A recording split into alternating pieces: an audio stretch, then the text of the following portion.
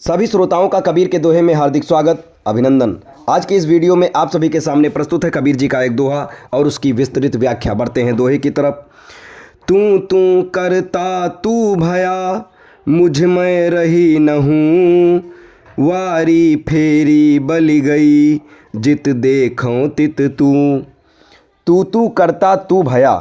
जब तुम निरंतर उस विराट को पुकारते हो तो शुरू में तुम और वह दो होते हैं, एक पुकारने वाला, एक जिसे पुकारा जा रहा है।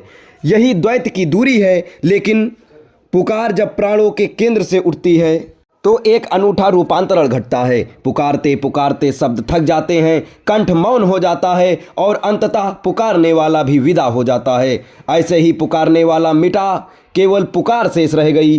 अब तुम प्रार्थना कर नहीं रहे हो, अब तुम स्वयं प्रार्थना हो गए हो। प्रार्थना मांग नहीं, प्रार्थना मिटने की एक विधि है। जब तक मैं पुकार रहा था तब तक वह तू दूर था। जैसे ही मैं डूबा तुम वही हो गए जिसे तुम खोज रहे थे। पुकार ही पुकारने वाला बन गया। मुझ में रही न हूँ। अहंकार वह संकरी गली है जिसमें दो नहीं समा सकते।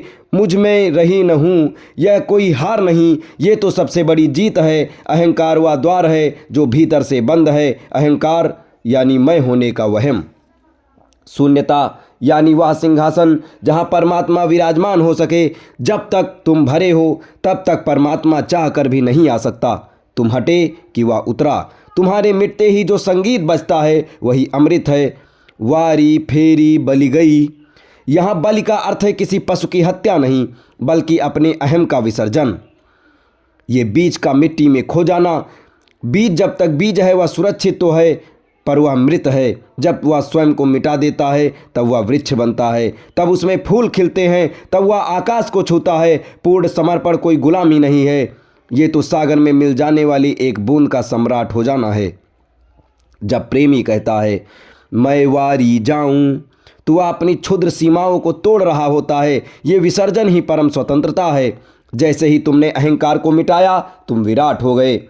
जित देखूं तित तू। अभी तुम्हारी आंखों पर धारणाओं के पर्दे हैं। तुम शत्रु देखते हो, तुम मित्र देखते हो, तुम पराया देखते हो। लेकिन कबीर साहब कहते हैं जब मैं का चश्मा उतरा तो दृष्टि ही बदल गई। अब सारा अस्तित्व एक दर्पण है, अब कोई दूसरा बचा ही नहीं। अब जो भी दिखाई देता है वह वही है। सारा जगत चिन्मय हो गया है।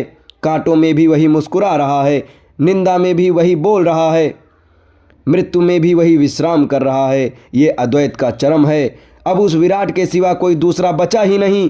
अब तुम जहाँ झुकते हो वही मंदिर है, जहाँ खड़े होते हो वही तीर्थ है, तुम जो भी शब्द बोलते हो वही मंत्र है। अब पूरा अस्तित्व ही तुम्हारा घर है, क्योंकि अब हर चेहरे में उसी एक परमात्मा की झलक है। ये दोहा आपको और इसकी विस्तृत व्याख्या कैसी लगी कमेंट बॉक्स में ज़रूर बताएं और हमारे चैनल के साथ बने रहें। धन्यवाद।